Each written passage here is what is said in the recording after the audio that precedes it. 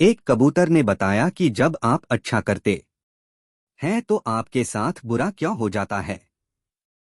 प्रिय दोस्तों, एक समय की बात है। एक कबूतर ने अपनी कबूतरी को बताया कि दुआ में ज्यादा ताकत होती है या बद्दुआ में। यह कहानी मित्रों बड़ी ही पावन और पवित्र है। इस कहानी को पूरा जरूर सुनिए आज।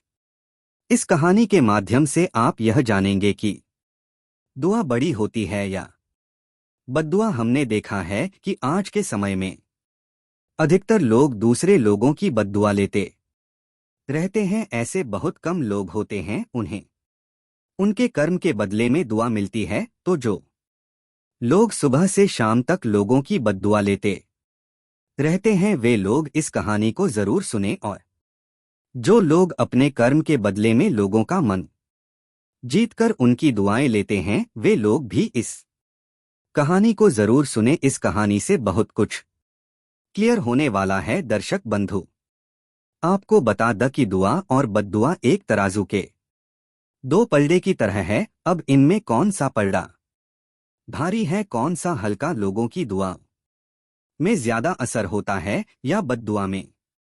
पहले मनुष्य के ऊपर दुआ का असर पड़ता है या बद्दुआ का। कहीं ऐसा तो नहीं होता कि आपने बहुत सारी दुआएं कमा ली हो और किसी ने बद्दुआ दे दी हो तो सारी दुआएं निष्फल हो जाएंगी, या फिर किसी ने बहुत सारी बद्दुआ ली है और सारे जीवन लोगों की बद्दुआ लेता रहा। अगर किसी से दुआ मिल गई तो क्या उस वक्त दवाओं का फल निष्फल हो जाएगा। मित्रों, यह कहानी आप स्वयं सुने और अपने परिवार वालों को, बच्चों को, बीवी को, सबको सुनाए ताकि वे अपने भविष्य में सही सही कर्म का चुनाव कर सके। क्योंकि कर्मों से ही लोगों को दुआ और बद्दुआ मिलती है। पर स्वार्थ करते हो, उपकार करते हो तो निश्चित रूप से लोगों की दुआ मिलेगी। आप स्वार्थ का कार्य करते हो, अपने कर्म से लोगों का दिल दुखाते हो, दूसरों के पेट में लात मारते हो, धोखा देने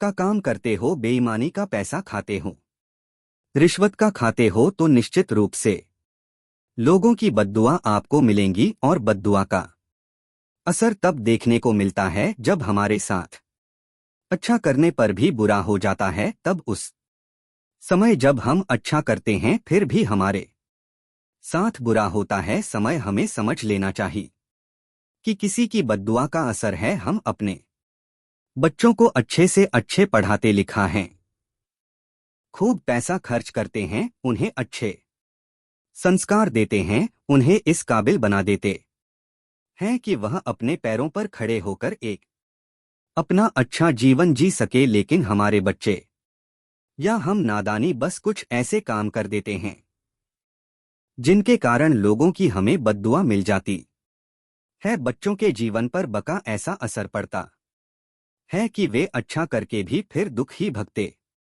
हैं। तब हमारे दिमाग में एक बात आती है कि भगवान बड़ा अन्याय है, हमारे अच्छा करने पर भी हमारे साथ बुरा कर रहा है। उस समय हम अपने दिमाग में वह बात निकाल देते हैं कि शायद हमने किसी की बद्दुआ भी ली है। आज हमारे अच्छा करने पर भी हमारा बुरा हो गया।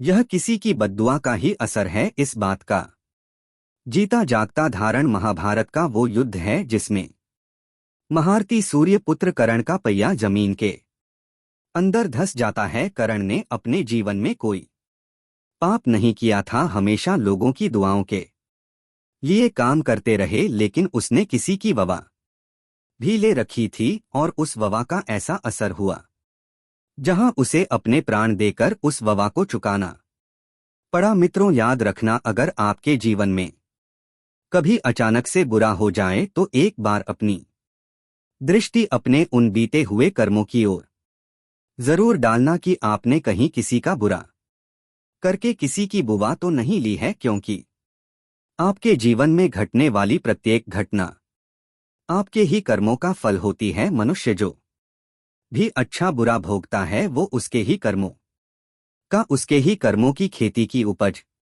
है। तो चलिए आज की यह मार्मिक कहानी शुरू करते हैं। किसी नगर के बाहर एक पेड़ पर एक कबूतर और एक कबूतरी रहते थे, वही पास में एक बड़ा ही दयालु धर्मात्मा दान करने वाला व्यक्ति रहता था। वह व्यक्ति हर रोज इतना दान करता था कि उसने एक नियम बना रखा था कि दान करने से पहले अपने मुख में एक भोजन का निवाला भी नहीं रखता था। जब तक वो किसी को दान नहीं कर देता था तब तक पानी की बूंद भी नहीं पीता था। दूर दूर से निर्धन गरीब भिखारी लोग चलकर उसके द्वार पर आया करते थे, क्योंकि वे अच्छी तरह से जानते थे कि यदि उस घर में हम जाएंगे तो वहां से कभी खाली हाथ नहीं लौट सकते। सभी भूख वहां पर दान लेने के लिए आया करते थे। रोज भिक्षा लेने वालों की कतार लग जाती थी। वह व्यक्ति सभी भिक्षा लेने वालों को बड़े प्रेम से भिक्षा देता था और सभी